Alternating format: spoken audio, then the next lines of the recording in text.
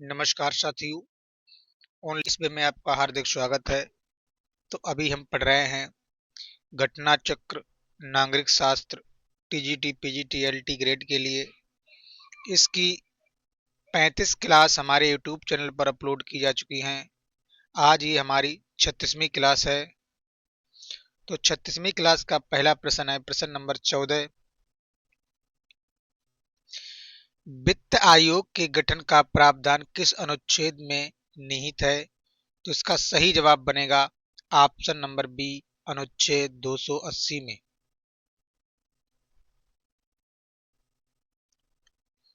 संविधान का अनुच्छेद 280 प्रत्येक 5 वर्ष के अंतराल पर एक वित्त आयोग के गठन का प्रावधान करता है। इसका मुख्य कार्य संघ और राज्यों के बीच करों के शुद्ध आगमों के आवंटन के विषय में और राज्यों के बीच वितरण करने के तरीके के संबंध में राष्ट्रपति को सिफारिश प्रस्तुत करना है। अन्य महत्वपूर्ण तथ्य। पहले वित्त आयोग का गठन केसी नियोगी की अध्यक्षता में 12 नवंबर 1951 को किया गया था।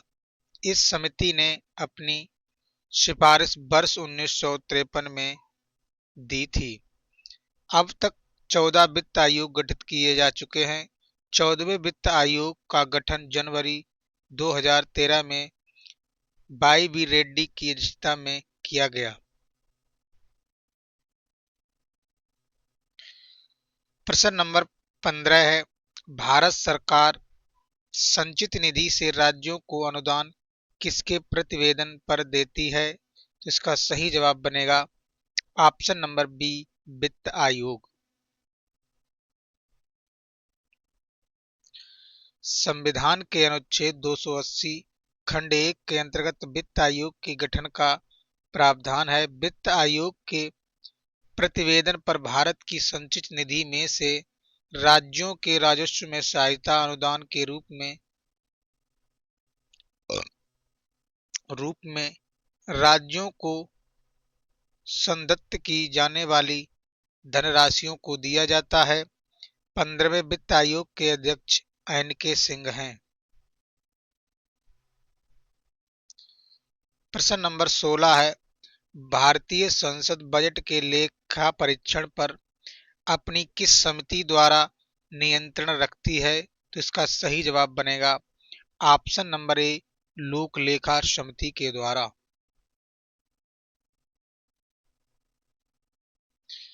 भारतीय संसद बजट के लेखा परीक्षण पर लोक लेखा समिति द्वारा नियंत्रण रखती है।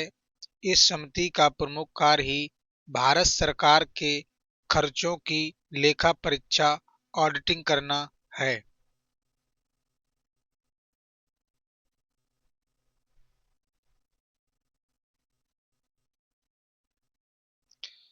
अन्य महत्वपूर्ण तथ्य। लोक लेखा समिति भारतीय संसद की सर्वाधिक प्राचीनतम समिति है। इस समिति में 22 सदस्य होते हैं, जिनमें से 15 लोकसभा और 7 राज्यसभा के सदस्य होते हैं। इस समिति के सदस्यों का चुनाव संसद द्वारा आनुपातिक प्रतिनिधित्व प्रणाली द्वारा एकल संक्रमणीय प्रणाली के आधार पर किया जाता है। इस समिति का कार्य विभिन्न मंत्रालयों के व्यय और नियंत्रक महालेखा परीक्षक के प्रतिवेदन पर विचार करना है।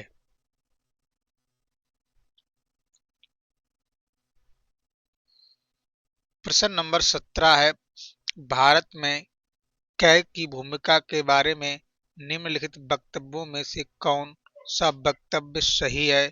तो इसका सही जवाब बनेगा ऑप्शन नंबर ए, कैग वित्तीय असावधानी का पता लगाने का यंत्र है।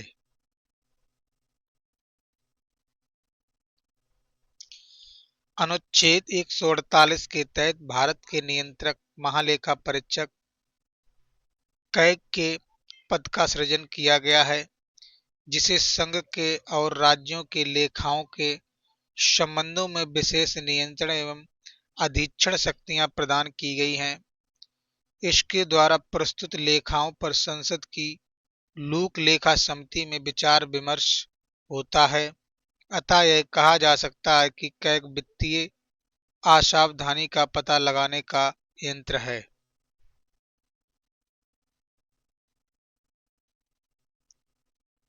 प्रश्न नंबर 18 है, निम्न में कौन सा तथ्य वित्त आयोग के बारे में सही नहीं है? तो इसका सही जवाब बनेगा ऑप्शन नंबर सी, इसके सदस्यों की योग्यताएं राष्ट्रपति द्वारा निर्धारित की जाती हैं।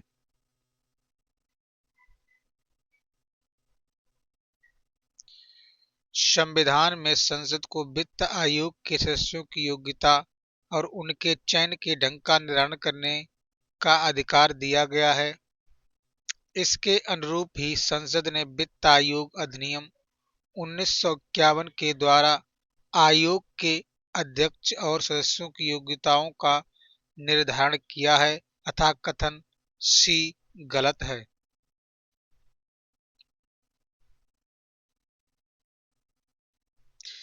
साथियों, अगर आपको ये वीडियो अच्छा लगता है तो चैनल को सब्सक्राइब और वीडियो को लाइक अवश्य करें।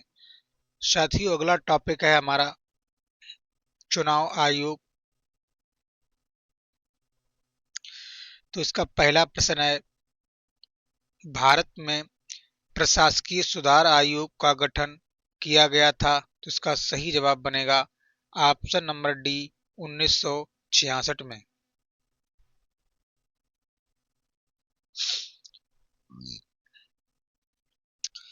भारत में प्रथम प्रशासकीय सुधार आयोग 5 जनवरी 1966 को नियुक्त किया गया था। श्री मोरारजी देसाई इस आयोग के अध्यक्ष नियुक्त किए गए, परंतु बाद में के हनुमंथैया को इस आयोग का अध्यक्ष बनाया गया। अन्य महत्वपूर्ण तथ्य, प्रशासनिक सुधार आयोग एआरसी एक समिति है जो भारत के लोक प्रशासन को और अधिक कारगर बनाने के लिए सुझाव देने हेतु भारत सरकार द्वारा नियुक्त की गई है। द्वितीय प्रशासनिक सुधार आयोग 31 अगस्त 2005 को बनाया गया था, जिसके अध्यक्ष वीरप्पा मोइली थे।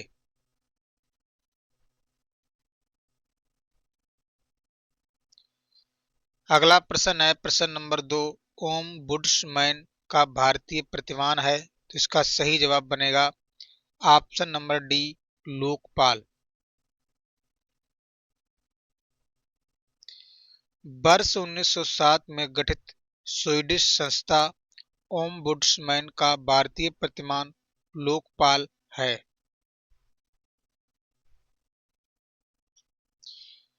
प्रश्न नंबर 3 है, भारत में लोकपाल की नियुक्ति के लिए सर्वप्रथम विधेयक कब पेश किया गया? तो इसका सही जवाब बनेगा ऑप्शन नंबर ए, 1968 में।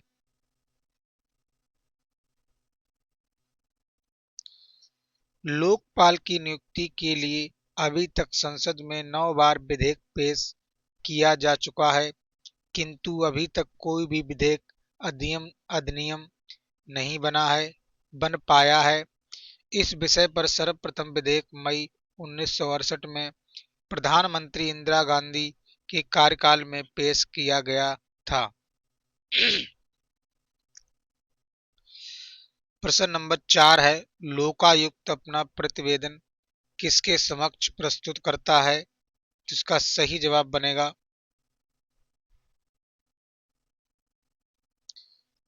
ऑप्शन नंबर सी, राज्यपाल को। भ्रष्टाचार पर नियंत्रण लाने के लिए केंद्र में लोकपाल तथा राज्यों में लोकायुक्त का प्रावधान है। लोकायुक्त अपना प्रतिवेदन राज्यपाल के समक्ष प्रस्तुत करता है और राज्यपाल इसे विधानमंडल के समक्ष रखवाता है। प्रश्न नंबर 5 है, भारत में अंतरराज्यीय परिषद कब स्थापित की गई थी? जिसका सही जवाब बनेगा ऑप्शन नंबर सी, 1990 में। भारतीय संविधान के अनुच्छेद 263 में अंतर्राज्यीय परिषद का उल्लेख है। केंद्र एवं राज्यों के समन्वय ने स्थापन करने के लिए उद्देश्य से राष्ट्रपति द्वारा सर्वप्रथम अप्रैल 1990 में अंतर्राज्यीय परिषद की स्थापना की गई, जिसकी पहली बैठक 10 अक्टूबर 1990 को हुई थी। प्रधानमंत्री की अध्यक्षता में गठित इस परिषद में प्रधानमंत्री द्वारा मनोनीत 6 कैबिनेट स्तर के मंत्री, सभी राज्यों व संघ राज्य क्षेत्रों के मुख्यमंत्री एवं संघ राज्य क्षेत्रों के प्रशासक सम्मिलित हैं। अगला प्रश्न है प्रश्न नंबर 6। भारत में अंतर्राज्यीय परिषद की स्थापना कब हुई? तो इसका सही जवाब बनेगा ऑप्शन नंबर सी 1990 में।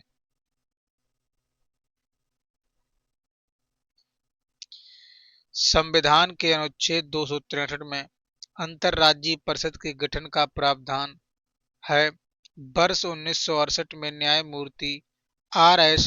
सरकारिया की अध्यक्षता में गठित आयोग की सिफारिश पर वर्ष 1990 में अंतर्राज्यीय परिषद का गठन किया गया था। 1 नवंबर 2017 को प्रधानमंत्री नरेंद्र मोदी की अध्यक्षता में अंतर्राज्यीय परिषद का पुनर्गठन किया गया। इस परिषद में प्रधानमंत्री पदेन अध्यक्ष होता है। परिषद में 6 केंद्रीय मंत्री और सभी राज्यों के मुख्यमंत्रियों को सदस्य के तौर पर शामिल किया गया है।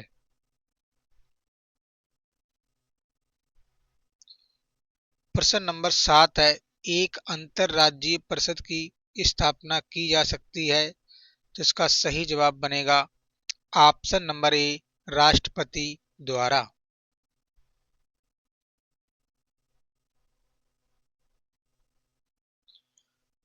भारत में अंतर्राज्यीय परिषद कब स्थापित की गई थी? तो इसका सही जवाब बनेगा ऑप्शन नंबर सी 1990 में। भारत में अंतर्राज्यीय परिषद कब गठित की गई? इसका सही जवाब बनेगा ऑप्शन नंबर सी 1990 में। प्रश्न नंबर 10 है, क्षेत्रीय परिषदें हैं। तो इसका सही जवाब बनेगा ऑप्शन नंबर बी परामर्शदात्री इकाइयां होती हैं।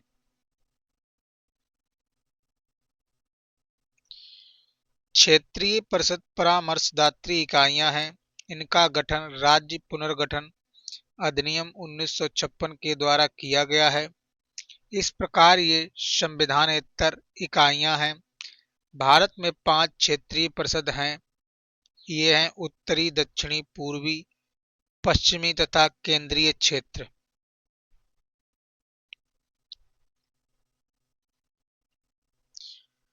केंद्रीय क्षेत्र में उत्तर प्रदेश तथा मध्य प्रदेश आते हैं। उत्तरीय क्षेत्र में हरियाणा, हिमाचल प्रदेश, पंजाब, राजस्थान, जम्मू कश्मीर तथा दिल्ली और चंडीगढ़ आते हैं। पूर्वी क्षेत्र में बिहार, पश्चिम बंगाल, उड़ीसा और सिक्किम आते हैं। पश्चिमी क्षेत्र में गुजरात, महाराष्ट्र, गोवा, दादरा नगर हवेली, दमन और दीव आते हैं। दक्षिणी क्षेत्र में आंध्र प्रदेश, तमिलनाडु, कर्नाटक, केरल तथा पांडिचेरी आते हैं। इसके अलावा पूर्वोत्तर के 7 राज्यों के लिए एक अलग पूर्वोत्तर क्षेत्रीय परिषद बनाया गया है। क्षेत्रीय परिषद का अध्यक्ष संघ का गृह मंत्री होता है तथा प्रत्येक क्षेत्रीय परिषद में उसे क्षेत्र के प्रत्येक राज्य का मुख्यमंत्री तथा अन्य 2 मंत्री होते हैं।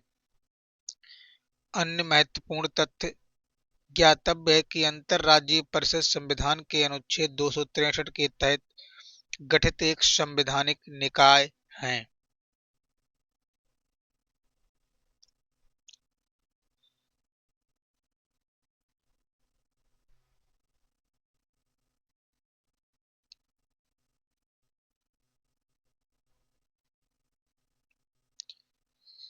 प्रश्न नंबर 11 है, भारत में राष्ट्रीय विकास परिषद कब गठित की गई थी? इसका सही जवाब बनेगा ऑप्शन नंबर डी, 6 अगस्त 1952 को। भारत में राष्ट्रीय विकास परिषद का गठन 6 अगस्त 1952 को किया गया था। इस उद्देश्य योजना निर्माण में राज्यों की भागीदारी सुनिश्चित करना था। भारत का प्रधानमंत्री मंत्रिपरिषद का अध्यक्ष तथा योजना आयोग का सचिव इसका सचिव होता था। भारतीय संघ के राज्यों के मुख्यमंत्री एवं योजना आयोग के सभी सदस्य इसके पदेन सदस्य होते हैं।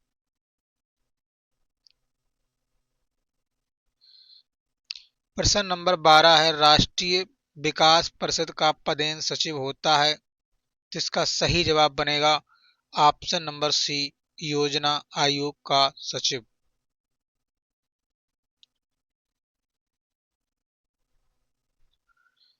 राष्ट्रीय विकास परिषद का गठन वर्ष 1952 में किया गया था। योजना आयोग की ही तरह ये ना तो संवैधानिक निकाय और ना ही कानूनी निकाय है। इसका अध्यक्ष प्रधानमंत्री होता है। राष्ट्रीय विकास परिषद का पदेन सचिव योजना आयोग का सचिव होता है।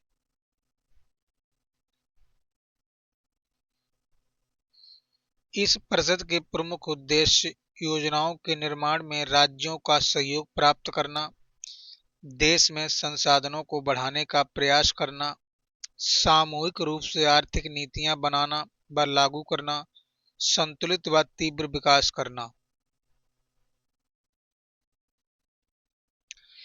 इस परिषद के प्रमुख कार्य योजना निर्माण में दिशा निर्देश व सुझाव देना, योजना आयोग द्वारा बनाई गई योजना की रूपरेखा की सिफारिश करना, योजना क्रियान्वयन के संसाधनों का अनुमान लगाना, पंचवर्षीय योजना की समय समय पर समीक्षा करना, योजना के निर्धारित लक्ष्यों को प्राप्त करना तथा उनमें परिवर्तन करना।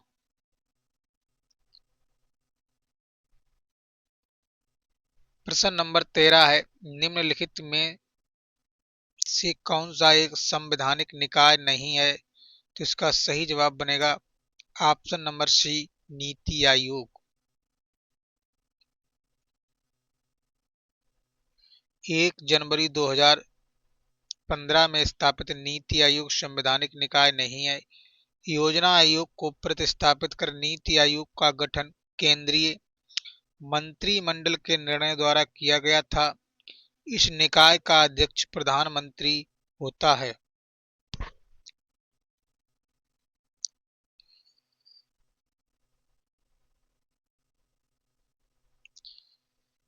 अगला प्रश्न है प्रश्न नंबर 14, निम्नांकित में कौन संविधानेतर संस्था है?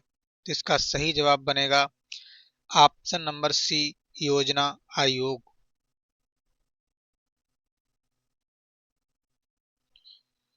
योजना आयोग एक संविधानेतर संस्था है। इसका संविधान में कोई उल्लेख नहीं है। इसका गठन केंद्रीय मंत्रिमंडल के एक संकल्प द्वारा 15 मार्च 1950 को किया गया था।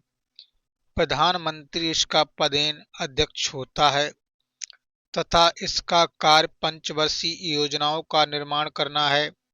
ज्ञातव्य है कि प्रधानमंत्री नरेंद्र मोदी के नेतृत्व में एनडीए सरकार ने योजना आयोग को समाप्त कर दिया और इसके स्थान पर 1 जनवरी 2015 को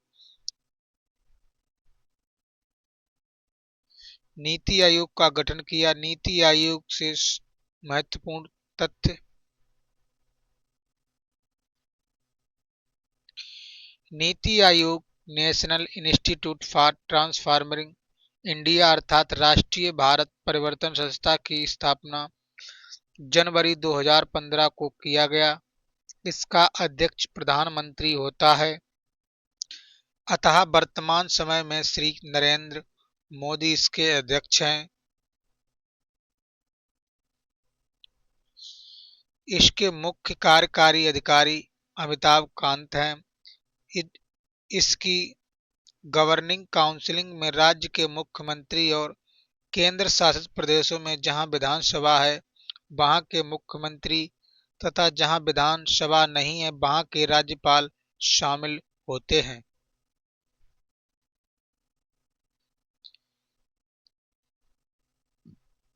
प्रश्न नंबर 15 है, नीति आयोग का अध्यक्ष कौन है? तो इसका सही जवाब बनेगा option number B, Narendra Modi.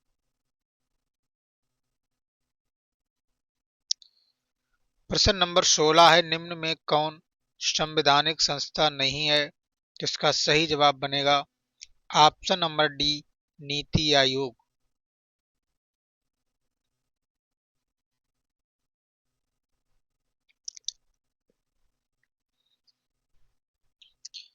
प्रश्न नंबर 17, योजना आयोग का अध्यक्ष कौन होता है? तो इसका सही जवाब बनेगा ऑप्शन नंबर बी, वित्त मंत्री। ऑप्शन नंबर ए, प्रधानमंत्री।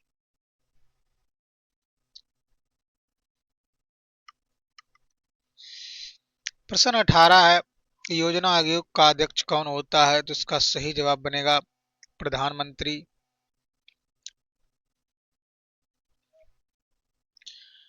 इनमें से योजना आयोग के विषय में क्या सत्य नहीं है? तो इसका सही जवाब बनेगा यह संविधान में अंकित है। साथियों, अब योजना आयोग को नीति आयोग में परिवर्तन कर दिया गया है।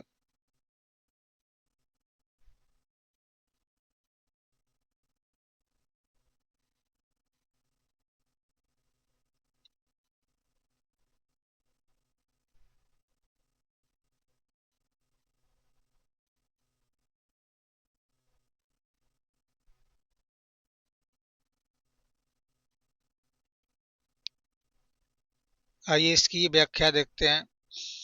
वर्तमान में मोदी सरकार ने योजना आयोग के स्थान पर नीति आयोग की स्थापना 1 जनवरी 2015 को की है। नीति आयोग के पदेन अध्यक्ष प्रधानमंत्री ही रहेंगे। नीति आयोग के उपाध्यक्ष वर्तमान में प्रोफेसर अरविंद पनगड़िया हैं। हाल ही में हुए राजनेताओं, अर्थशास्त्रियों और विशेषज्ञों की एक बैठक में योजना आयोग को खत्म करने का आम सहमति बनी है।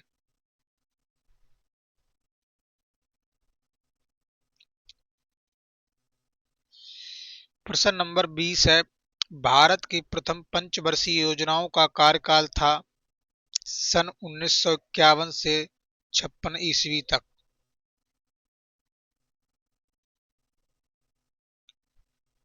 प्रथम भारतीय प्रधानमंत्री स्वर्गीय जवाहरलाल नेहरू ने 8 दिसंबर 1951 को भारतीय संसद में प्रथम पंचवर्षीय योजना प्रस्तुत की। इस योजना का कार्यकाल 1951 से 56 ईस्वी था। अन्य महत्वपूर्ण तथ्य,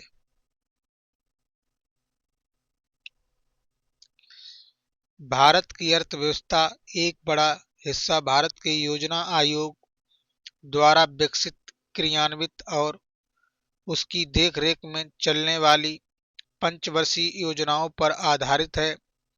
योजना आयोग का पदेन अध्यक्ष प्रधानमंत्री होता है। आयोग एवं मनोनीत उपाध्यक्ष भी होता है जिसका ओहदा कैबिनेट मंत्री के बराबर होता है। प्रश्न नंबर 21 है, सामुदायिक विकास कार्यक्रम का आरंभ किया गया था?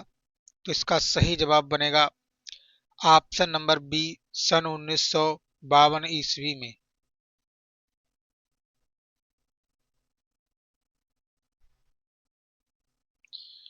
सामुदायिक विकास कार्यक्रम का उद्घाटन 2 अक्टूबर 1952 को किया गया था। यह कार्यक्रम ग्रामीण विकास के इतिहास में एक महत्वपूर्ण कीर्तिमान था।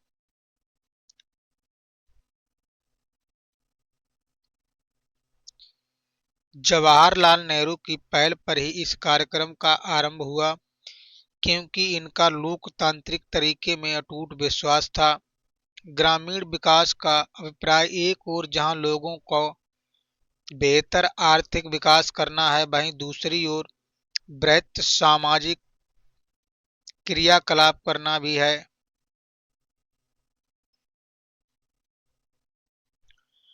यह कार्यक्रम इसलिए प्रारंभ किया गया ताकि सरकारी प्रयासों में बुनियादी स्तर पर लोगों की प्रत्यक्ष और अप्रत्यक्ष रूप से भागीदारी हो।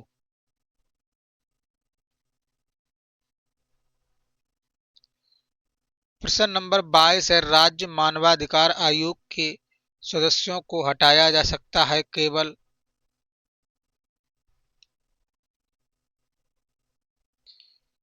भारत के राष्ट्रपति के द्वारा। राज्य मानवाधिकार आयोग के सदस्यों को उच्चतम न्यायालय के द्वारा उन संबंध में विविध प्रक्रियाओं के अनुसार की गई जांचों पर यह रिपोर्ट देने के बाद कि सदस्य कदाचार या अक्षमता का दोष सिद्ध है, राष्ट्रपति के आदेश द्वारा हटाया जा सकता है।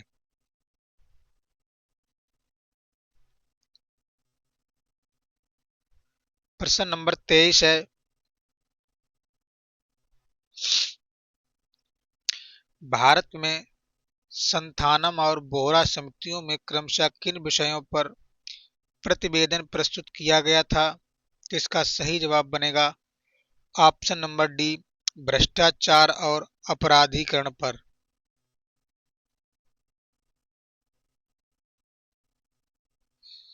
भारत में संथानम और बोहरा समितियों ने भ्रष्टाचार और अपराधीकरण पर अपना प्रतिवेदन प्रस्तुत किया था।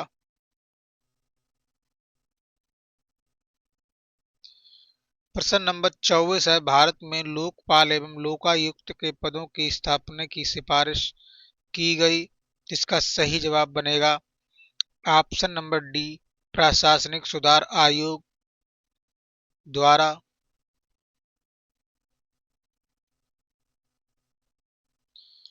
5 जनवरी 1966 को श्री मोरारजी देसाई की अध्यक्षता में गठित प्रथम प्रशासनिक सुधार आयोग ने जन अभियोग निवारण तथा दुराचारपूर्ण व्यवस्था से उत्पन्न भ्रष्टाचार और अन्याय का अभिकथन करने वाली शिकायतों की जांच के लिए केंद्र में लोकपाल तथा राज्यों में लोकायुक्त नामक संस्था की स्थापना के लिए सिफारिश की।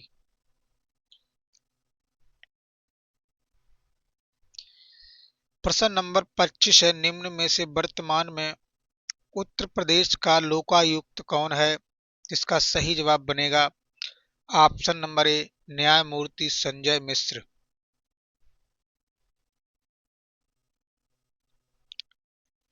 वर्तमान में उत्तर प्रदेश के लोकायुक्त न्यायमूर्ति संजय मिश्र हैं। इस पद पर उनकी नियुक्ति सर्वोच्च न्यायालय द्वारा की गई थी।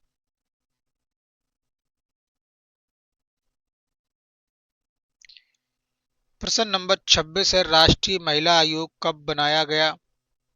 राष्ट्रीय महिला आयोग बनाया गया, तो इसका सही जवाब बनेगा ऑप्शन नंबर सी, संसद के द्वारा पारित कानून के द्वारा।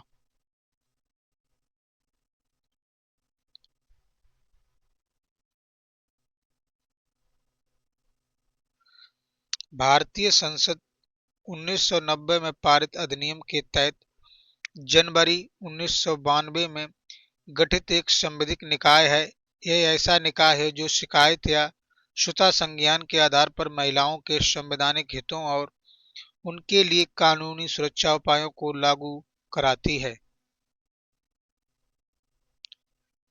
प्रश्न नंबर 27 है, भारत में संघीय संविधान मंडल द्वारा कब बंधुआ मजदूर प्रथा उन्मूलन कानून पारित किया गया? इसका सही जवाब बनेगा ऑप्शन नंबर सी, 1976 में।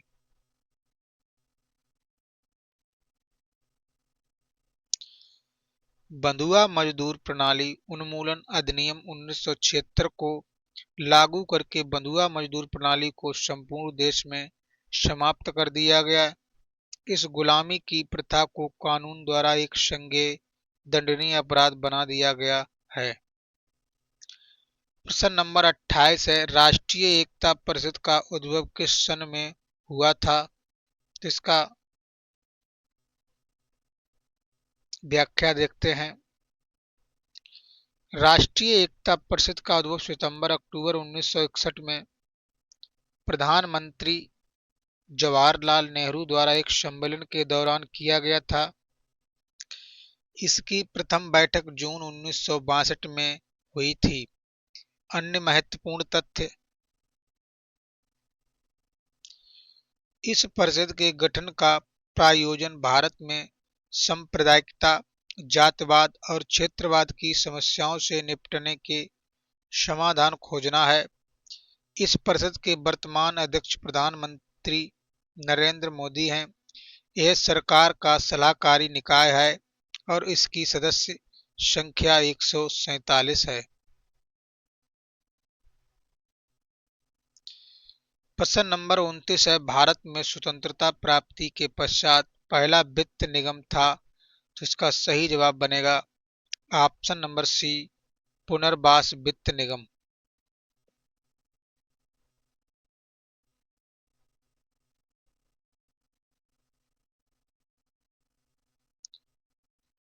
भारत में स्वतंत्रता प्राप्ति के पश्चात स्थापित पहला निगम पुनर्निवास पुनर्वास एवं वित्त निगम था। इसकी स्थापना वर्ष 1948 में हुई थी। इसके अतिरिक्त विकल्पों में दिए गए जीवन बीमा निगम की स्थापना वर्ष 1956, इंडियन एयरलाइंस कॉरपोरेशन की स्थापना वर्ष 1953 में तथा इंडिया इंटरनेशनल का स्थापना वर्ष 1953 था। साथियों, अगला टॉपिक है हमारा संघ लोक सेवा आयोग।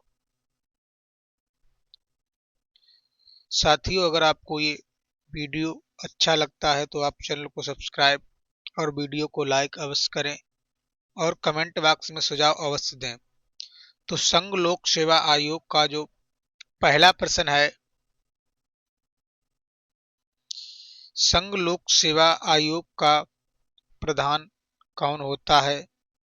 तो इसका सही जवाब बनेगा ऑप्शन नंबर बी, एक अध्यक्ष।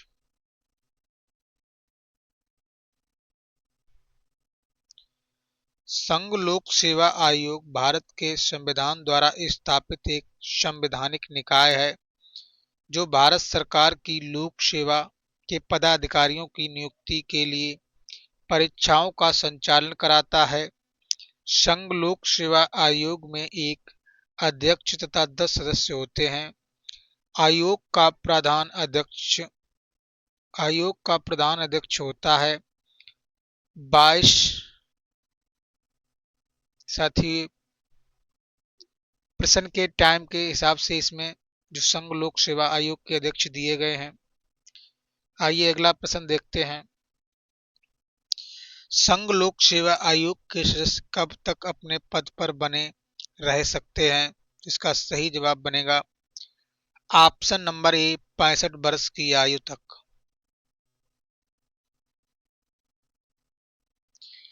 भारतीय संविधान के अनुच्छेद 316 खंड 2 के अनुसार संघ लोक सेवा आयोग का सदस्य 6 वर्ष की अवधि तक या तो 65 वर्ष की आयु प्राप्त होने तक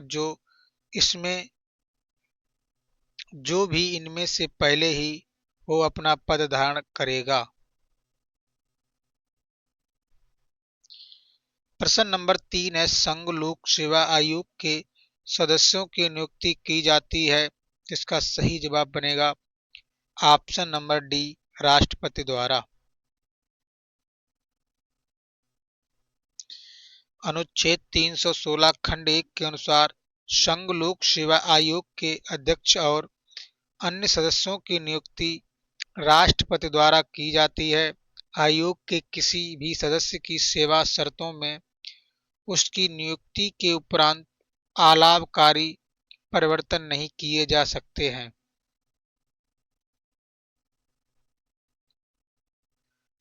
प्रश्न नंबर 4 है, संघ लोक सेवा आयोग के सदस्यों की नियुक्ति की जाती है।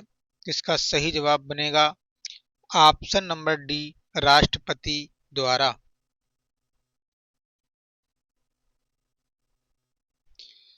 भारतीय संविधान के अनुच्छेद 315 के अनुसार संघ के लिए एक लोक सेवा आयोग तथा प्रत्येक राज्य के लिए लोक सेवा आयोग होगा। अनुच्छेद 316 के अनुसार संघ लोक सेवा आयोग या संयुक्त लोक सेवा आयोग के अध्यक्ष और अन्य सदस्यों की नियुक्ति राष्ट्रपति द्वारा की जाती है और राज्य लोक सेवा आयोग के अध्यक्ष तथा सदस्यों की नियुक्ति राज्यपाल द्वारा की जाती है। अन्य महत्वपूर्ण तथ्य,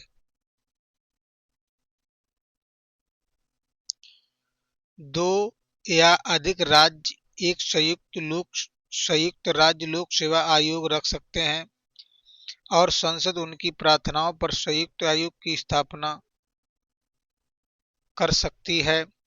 यदि किसी राज्य का राज्यपाल संघ के लोक सेवा आयोग से राज्य की आवश्यकताओं की पूर्ति के लिए कार्य करने की प्रार्थना करे तो राष्ट्रपति के अनुमोदन से संघ लोक सेवा आयोग राज्यों के लिए भी कार्य कर सकता है।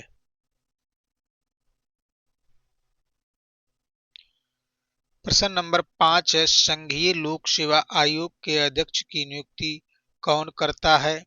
तो इसका सही जवाब बनेगा ऑप्शन नंबर सी, राष्ट्रपति।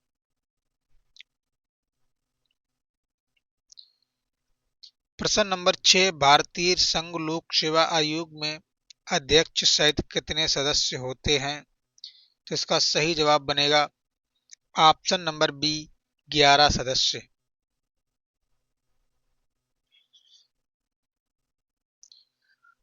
भारतीय संघ लोक सेवा आयोग के सदस्यों की संख्या और उनकी सेवा शर्तें संविधान के अनुच्छेद 316 के अंतर्गत राष्ट्रपति द्वारा अवधारित की जाती हैं। वर्तमान में लोक सेवा आयोग के अध्यक्ष सहित 11 सदस्य हैं।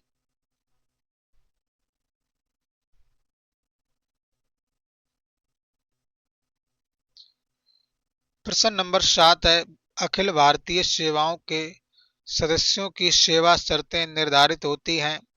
इसका सही जवाब बनेगा ऑप्शन नंबर डी, संघ लोक सेवा आयोग द्वारा।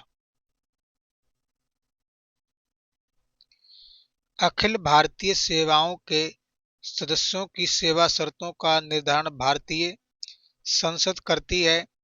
संसद ने इस शक्ति के आधार पर अखिल भारतीय सेवा अधिनियम 1951 बनाया था।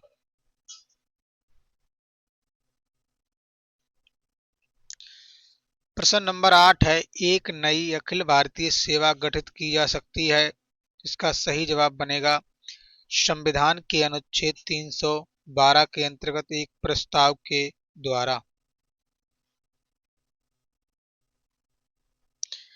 अखिल भारतीय सेवाओं के गठन का प्रावधान संविधान के अनुच्छेद 312 में उल्लिखित है। यदि राज्यसभा में उपस्थित और मत देने वाले सदस्यों में कम से कम 2/3 सदस्यों द्वारा समर्थित प्रस्ताव में घोषित किया है कि राष्ट्रहित में यह आवश्यक है तो संसद एक या अधिक अखिल भारतीय सेवाओं के सृजन का उपबंध कर सकेगी। प्रश्न नंबर 9 है, भारत में कुछ लोक सेवाओं और उनके प्रशिक्षण केंद्रों को नीचे दिया गया है, उनको ठीक ठीक जोड़ें।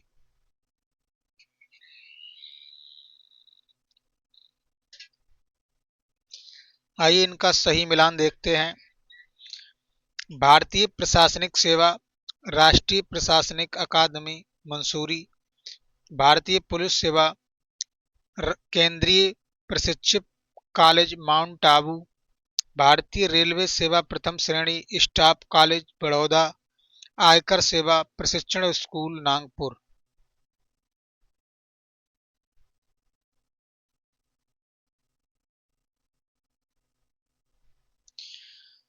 भारत में लोक सेवाओं में भर्ती के लिए प्रारंभिक परीक्षा पद्धति की सर्वप्रथम अनुशंसा की गई थी? इसका सही जवाब बनेगा कोठारी प्रतिवेदन में।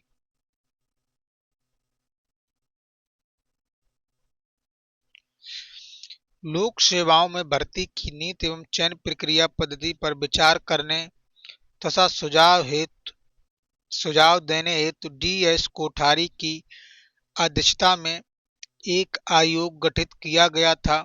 इस आयोग ने अपनी रिपोर्ट में प्रारंभिक परीक्षा, मुख्य परीक्षा तथा प्रशिक्षण के समय परीक्षा कराने का सुझाव दिया था।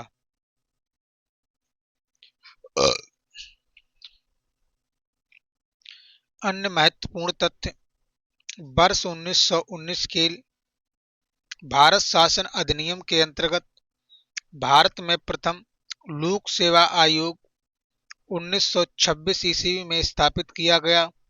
1935 के अधिनियम द्वारा इसका नाम संघीय लोक सेवा आयोग रखा गया। संविधान के अनुच्छेद 315 के अंतर्गत संघ एवं राज्यों के लिए लोक सेवा आयोग के गठन का प्रावधान किया गया है।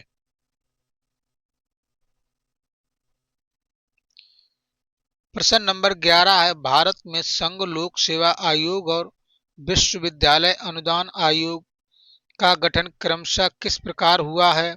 तो इसका सही जवाब बनेगा ऑप्शन नंबर सी, संविधान और अधिनियम विधि द्वारा।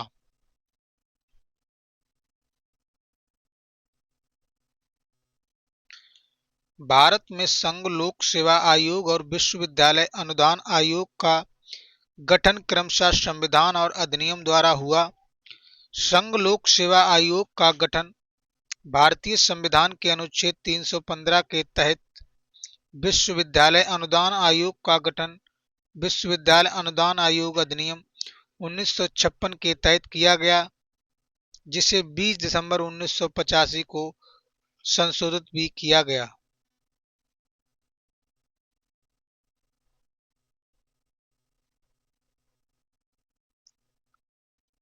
प्रश्न नंबर 12 है, भारत में संघ लोक सेवा आयोग द्वारा वार्षिक प्रतिवेदन किसके समक्ष प्रस्तुत किया जाता है? तो इसका सही जवाब बनेगा ऑप्शन नंबर सी, राष्ट्रपति। संविधान के अनुच्छेद 323 खंड 1 के अनुसार संघ लोक सेवा आयोग द्वारा वार्षिक प्रतिवेदन आयोग द्वारा किए गए कार्यों की वार्षिक रिपोर्ट राष्ट्रपति के समक्ष प्रस्तुत किया जाता है।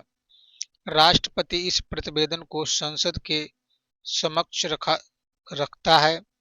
राज्य लोक सेवा आयोग वार्षिक प्रतिवेदन राज्यपाल को प्रस्तुत करते हैं। ऐसे प्रतिवेदन राज्यपाल द्वारा राज्य विधानमंडल के समक्ष रखवाए जाते हैं, अनुच्छेद 323 खंड 2 के तहत।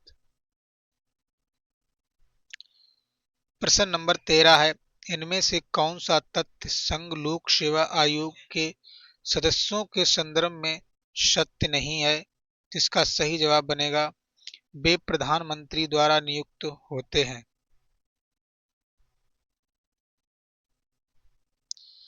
संघ लोक सेवा आयोग के सदस्यों तथा अध्यक्षों की नियुक्ति राष्ट्रपति द्वारा की जाती है। संघ लोक सेवा आयोग का सदस्य 6 वर्ष या जब तक वह 65 वर्ष की आयु के हों, जो भी पहले हो पद पर बने रहते हैं, अपने कार्यकाल के दौरान निष्पक्षता से कार्य करने हेतु वे कर्तव्यबद्ध होते हैं। इस प्रकार स्पष्ट है कि कथन 3 असत्य है।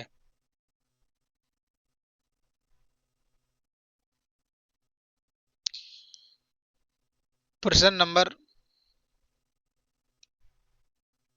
साथियों अगला टॉपिक है हमारा आपातकाल।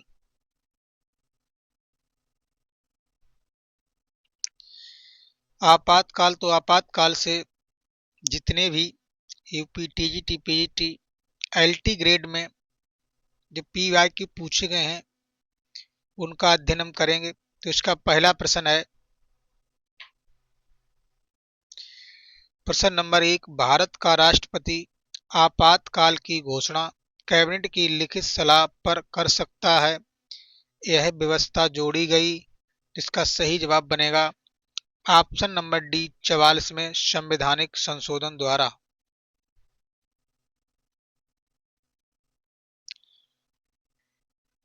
44वें संवैधानिक संशोधन द्वारा यह व्यवस्था की गई थी कि भारत का राष्ट्रपति आपात की घोषणा कैबिनेट मंत्रिमंडल की लिखित सलाह पर कर सकता है।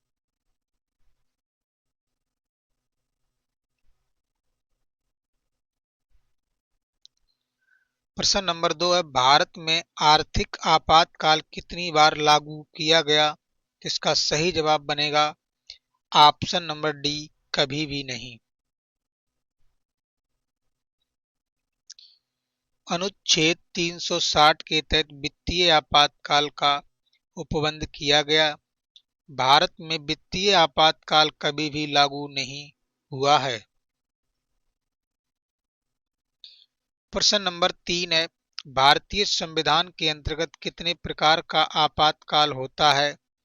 तो इसका सही जवाब बनेगा ऑप्शन नंबर सी, 3 प्रकार का।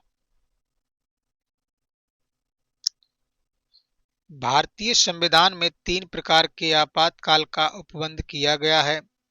अनुच्छेद 352 के तहत युद्ध, हवाई आक्रमण या सशस्त्र विद्रोह की स्थिति में राष्ट्रीय आपातकाल की घोषणा की जा सकती है या घोषणा होती है। नंबर 2, अनुच्छेद 356 के तहत राज्य में राष्ट्रपति शासन लगाया जाता है। और नंबर 3, अनुच्छेद 360 के तहत वित्तीय आपातकाल की घोषणा होती है।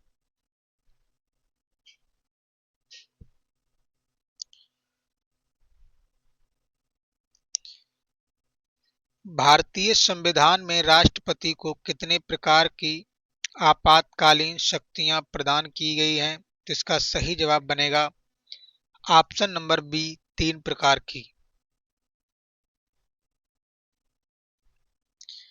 भारतीय संविधान में असामान्य, असाधारण परिस्थितियों का सामना करने के लिए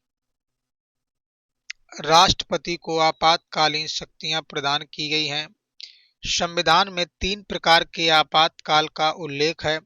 युद्ध, बाह्य आक्रमण या सशस्त्र विद्रोह से उत्पन्न आपातकाल 352, किसी राज्य में संवैधानिक तंत्र की विफलता से उत्पन्न आपातकाल 356 और वित्तीय आपातकाल 360 दिया गया है। प्रश्न नंबर 5, भारतीय संविधान के अनुच्छेद 356 का क्या महत्व है? तो इसका सही जवाब बनेगा, इसके अंतर्गत किसी राज्य में संवैधानिक मशीनरी विफल होने पर राष्ट्रपति शासन लगाया जा सकता है।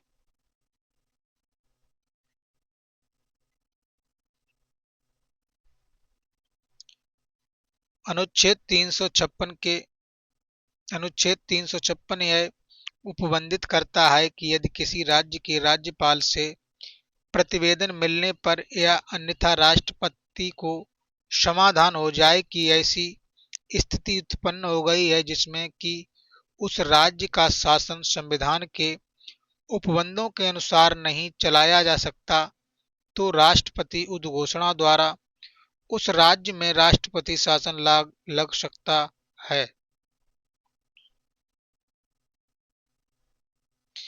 अन्य महत्वपूर्ण तथ्य, अनुच्छेद 356 में प्रयुक्त राज्य का शासन संविधान के उपबंधों के अनुसार नहीं चलाया जा सकता। पदावली बहुत व्यापक अर्थ रखती है। किसी राज्य में संवैधानिक तंत्र विफल हो गया है अथवा नहीं, इसका निर्णय राष्ट्रपति का स्वयं निर्णय नहीं होता है, बल्कि मंत्रिमंडल का निर्णय भी होता है। साथियों, अगला टॉपिक है अनुसूचित जाति एवं जनजाति। तो इसका पहला प्रश्न है, निम्नलिखित में से किसे किसी जाति या जनजाति को पिछड़ी हुई जाति या जनजाति घोषित करने का अधिकार है? इसका सही जवाब बनेगा भारत के राष्ट्रपति को।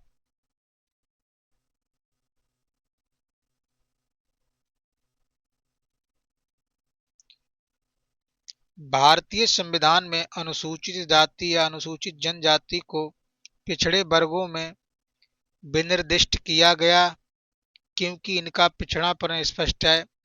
संविधान के अनुच्छेद 341 एवं 342 में राष्ट्रपति को यह शक्ति दी गई है कि वह प्रत्येक राज्य के राज्यपाल से परामर्श करके एवं सूची बनाएं तथा राज्यों में अनुसूचित जातियों और जनजातियों को विनिर्दिष्ट करते हुए आदेश निकालें।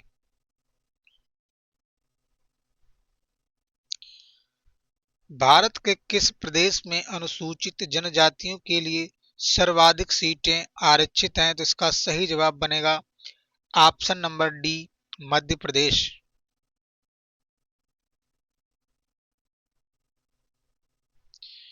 उपर्युक्त प्रश्न में यह स्पष्ट नहीं है कि अनुसूचित जनजातियों के लिए आरक्षित सर्वाधिक सीटों की संख्या का संबंध लोकसभा से है न कि संबंधित राज्य की विधानसभा से। यद्यपि दोनों ही मामलों में अनुसूचित जनजातियों के लिए आरक्षित सीटें मध्य प्रदेश में सर्वाधिक हैं, लोकसभा के लिए मध्य प्रदेश में अनुसूचित जनजातियों के लिए 6 सीटें आरक्षित हैं।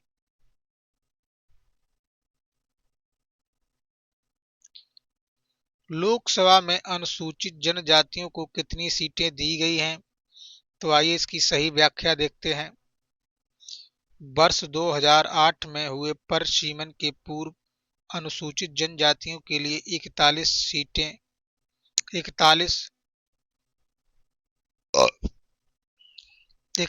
लोकसभा सीटें आरक्षित थीं।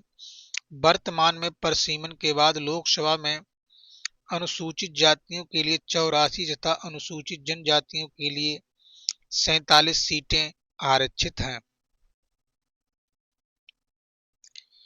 साथियों, अगला टॉपिक है हमारा निर्वाचन। साथियों, आप वीडियो को लाइक करते रहें, इससे हमारा मोटिवेशन बना रहता है। तो निर्वाचन आयोग का पहला प्रश्न है, संसद के दोनों सदनों में सदस्यों की सदस्यता समाप्त करने के निर्णय से पहले राष्ट्रपति किसका परामर्श प्राप्त करेगा? इसका सही जवाब बनेगा ऑप्शन नंबर बी, निर्वाचन आयोग का।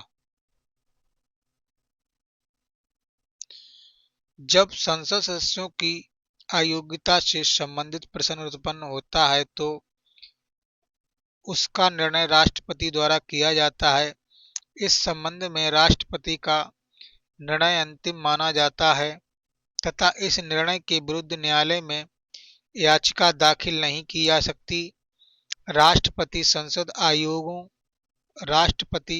संसद सदस्यों की अयोग्यता से संबंधित प्रश्न का निर्णय करते समय चुनाव निर्वाचन आयोग की सलाह लेता है। प्रश्न नंबर 2 है, भारत में दल बदल संबंधी मामलों पर अंतिम निर्णय लेने का अधिकार है। इसका सही जवाब बनेगा सदन के अध्यक्ष को। भारतीय संविधान की 10वीं अनुसूची जिसे दल बदल विरोधी कानून कहा जाता है, यह कानून वर्ष 1985 में 52वें संविधान संशोधन के द्वारा लागू किया गया। इस कानून के अनुसार दल बदल से संबंधित मामलों में संसद सदस्य की योग्यता का अंतिम निर्णय लोकसभा अध्यक्ष द्वारा किया जाता है।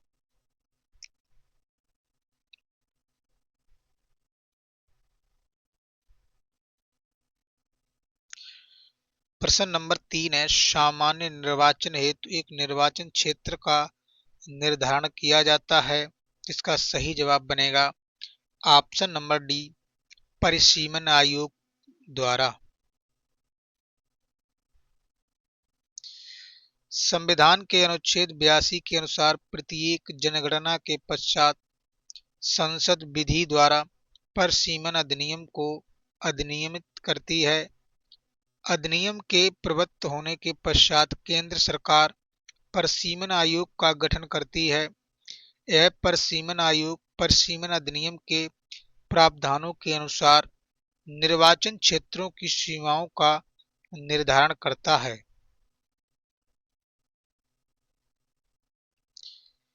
प्रश्न नंबर 4, मुख्य चुनाव आयुक्त अपने कार्यकाल की समाप्ति से पहले कैसे हटाया जा सकता है? इसका सही जवाब बनेगा सर्वोच्च न्यायालय के जजों की तरह।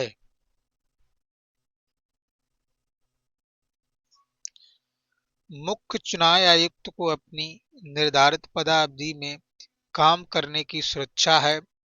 मुख्य चुनाव आयुक्त को अपने पद से उसी रीत से वह अपनी आधारों पर ही हटाया जा सकता है जिसे रीत व आधारों पर सर्वोच्च न्यायालय के न्यायाधीशों को हटाया जाता है।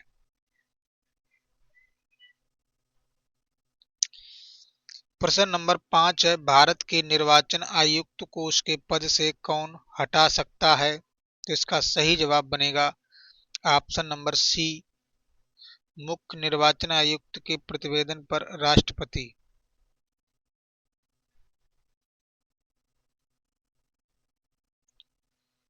मुख्य चुनाव आयुक्त को उन्हीं तरीकों से हटाया जा सकता है जो अनुच्छेद 124 खंड 4 में उच्चतम न्यायालय के न्यायाधीशों को हटाने के लिए वर्णित है। साबित कदाचार या असमर्थता के आधार पर हटाए जाने के लिए संसद के प्रत्येक सदन द्वारा अपनी कुल सदस्य संख्या के बहुमत द्वारा तथा उपस्थित और मत देने वाले सदस्यों के कम से कम 2/3 बहुमत द्वारा समर्थित समावेदन जो उसी सत्र में राष्ट्रपति द्वारा अनुमोदित कर दिया गया हो द्वारा ही हटाया जा सकता है, जबकि निर्वाचन आयुक्तों को मुख्य निर्वाचन आयुक्तों के परामर्श पर राष्ट्रपति द्वारा हटाया जा सकता है।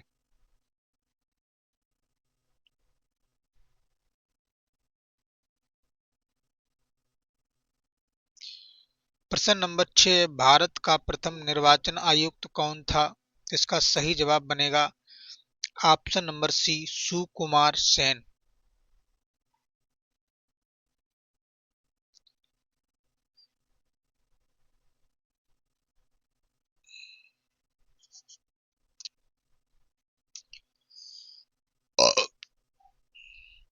भारत के प्रथम निर्वाचन आयुक्त सुकुमार सेन थे। इन्होंने 21 मार्च 1950 को पदभार ग्रहण किया और 19 दिसंबर 1958 तक अपने पद पर बने रहे।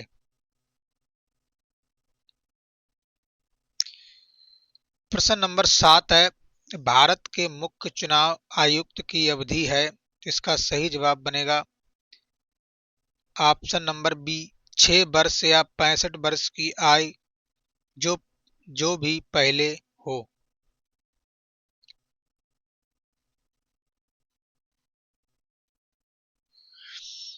वर्तमान प्रावधान के अनुसार सामान्य परिस्थितियों में मुख्य चुनाव आयुक्त का कार्यकाल पद ग्रहण की तारीख से 6 वर्ष तक होता है, परंतु 65 वर्ष की आयु पूरी कर लेने पर 6 वर्ष से पहले ही सेवानिवृत्त हो जाएंगे। वोट देने का अधिकार वोट देने का अधिकार एक, तो इसका सही जवाब बनेगा ऑप्शन नंबर सी, संवैधानिक अधिकार, और व्यक्तिगत अधिकार दोनों हैं, सी डी।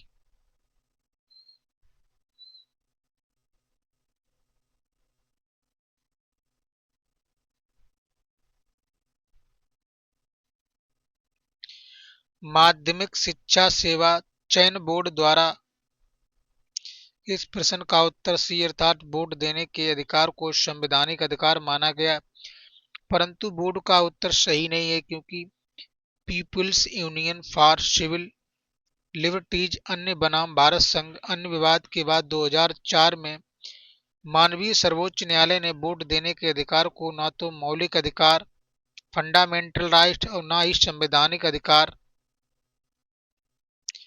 माना, बल्कि इसे संवैधानिक या विधि अधिकार माना है। इसी प्रकार का प्रश्न उत्तर प्रदेश लोक सेवा आयोग द्वारा भी पूछा गया था। प्रारंभिक उत्तर पत्रों में आयोग ने वोट देने के अधिकार को संवैधानिक अधिकार माना था, परंतु उसी के द्वारा जारी संशोधित उत्तर पत्रक में वोट देने के अधिकार को संवैधानिक एवं संवैधिक दोनों अधिकार मान लिया गया था। वोट देने का अधिकार राजनीतिक अधिकारों में भी आता है।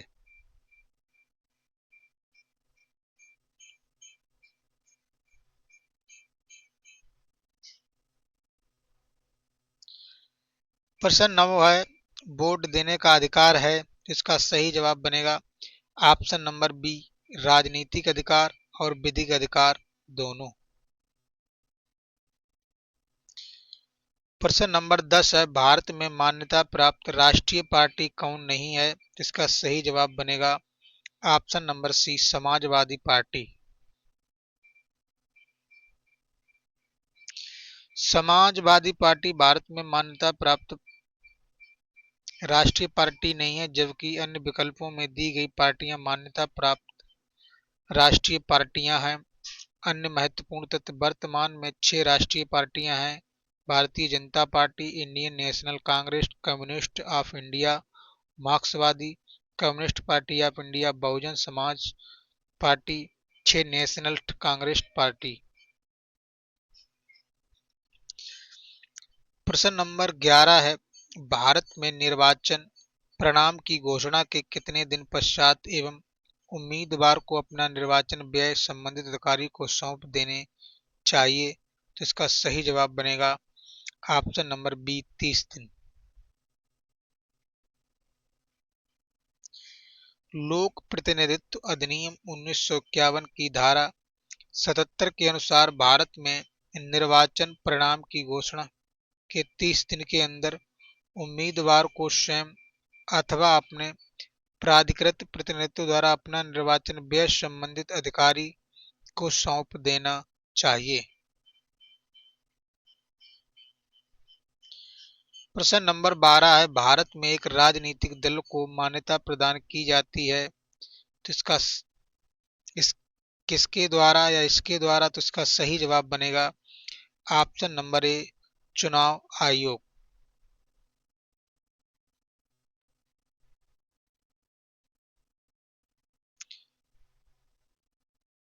भारत में राजनीतिक दलों को मान्यता चुनाव आयोग द्वारा प्रदान की जाती है। भारत में स्वतंत्र एवं निष्पक्ष चुनाव कराने के लिए संविधान के अनुच्छेद 324 में निर्वाचन आयोग का प्रावधान किया गया है, जिसमें एक मुख्य निर्वाचन आयुक्त तथा अन्य निर्वाचन आयुक्त होंगे, जिनकी संख्या समय समय पर राष्ट्रपति द्वारा निर्धारित की जा सकती है। चुनाव आयोग के कार्य संसद एवं राज्य विधायिका, राष्ट्रपति एवं राष्ट्रपति के चुनाव एवं उपचुनाव को संपन्न कराना एवं परीक्षण करना, मतदाता सूची तैयार करना, पुनरीक्षण करना तथा नवीनीकरण करना, चुनाव क्षेत्रों का पुनर्निर्धारण करना, राजनीतिक दलों, उम्मीदवारों तथा मतदाताओं के लिए दिशा निर्देश तैयार करना, चुनाव में खर्च किए जाने वाले धन की बीमा तय करना, राजनीतिक दलों को मान्यता देना तथा चुनाव चिन्हों का निर्धारण करना, निर्दलीय उम्मीदवारों के लिए स्वतंत्र चिन्हों की सूची तैयार करना। प्रश्न 13 है राज्य निर्वाचन आयुक्त अपदस्थ किया जा सकता है, तो इसका सही जवाब बनेगा उच्च न्यायालय के न्यायाधीशों को अपदस्थ कराने की प्रक्रिया के समान प्रक्रिया के द्वारा।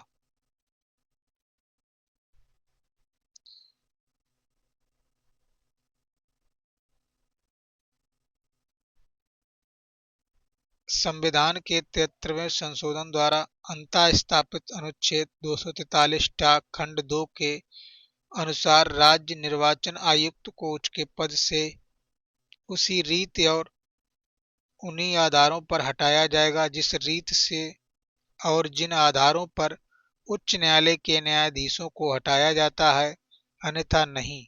और राज्य निर्वाचन आयुक्त की सेवा की शर्तों में उसकी नियुक्ति के पश्चात उसके लिए अलाभकारी परिवर्तन नहीं किया जाएगा। अन्य महत्वपूर्ण तथ्य।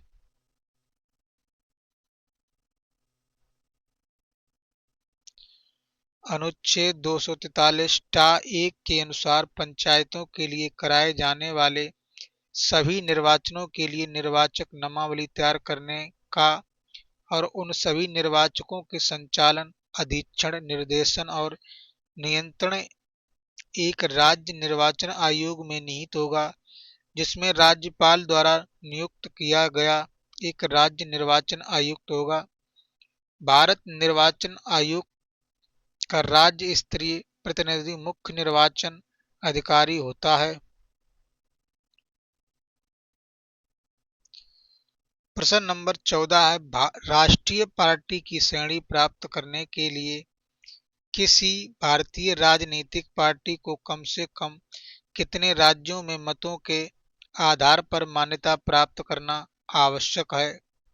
तो इसका सही जवाब बनेगा ऑप्शन नंबर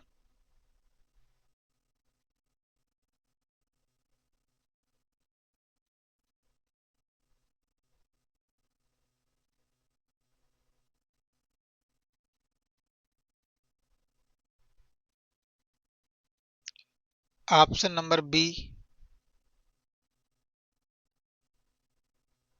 4।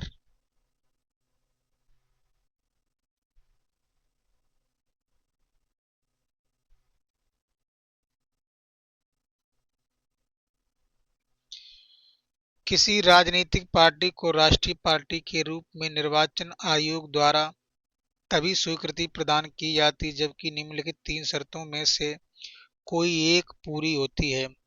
उस राजनीतिक पार्टी द्वारा खड़े किए गए प्रत्याशियों को किन्हीं 4 या अधिक राज्यों में गत लोकसभा चुनाव या उन राज्य के विधानसभाओं चुनाव में पड़े कुल वैध मतों का कम से कम 6% मत और साथ ही कम से कम 4 लोकसभा सीटें प्राप्त हों। उस पार्टी को लोकसभा की कुल सदस्य संख्या की कम से कम 2% सीटें प्राप्त हों तथा प्रत्येक सदस्य कम से कम 3 राज्यों से चुने गए हों। वह पार्टी कम से कम 4 राज्यों में राज्य स्तरीय दलों की मान्यता प्राप्त हो।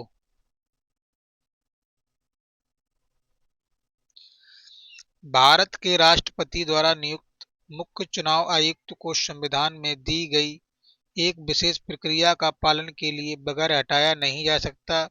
यह प्रक्रिया वही है जो उनको हटाने के लिए अपनाई जाती है।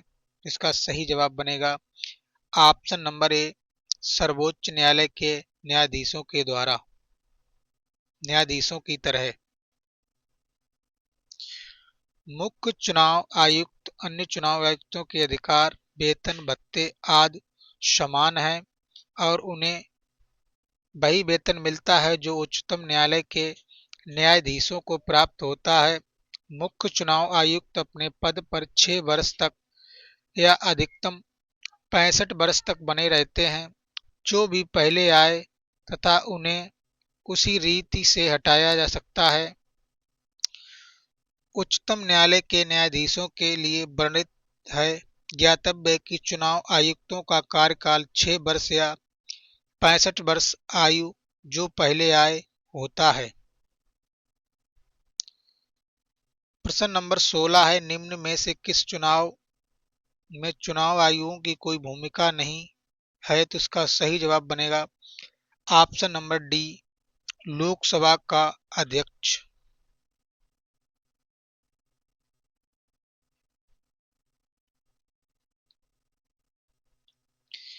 भारत में निर्वाचन आयोग स्थायी संवैधानिक निकाय है। निर्वाचन आयोग की स्थापना 25 जनवरी 1950 को की गई थी। भारत के संविधान ने संसद और प्रत्येक राज्य के विधानमंडल तथा भारत के राष्ट्रपति और उपराष्ट्रपति के पद के निर्वाचनों के संचालन की पूरी तरह प्रक्रिया का अधीक्षण, निर्देशन तथा नियंत्रण का उत्तरदायित्व भारत निर्वाचन आयोग को सौंपा है।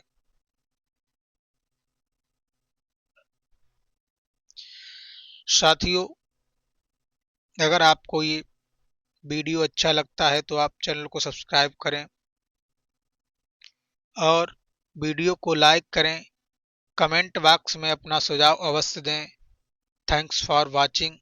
फिर मिलेंगे एक अगले वीडियो के साथ। धन्यवाद।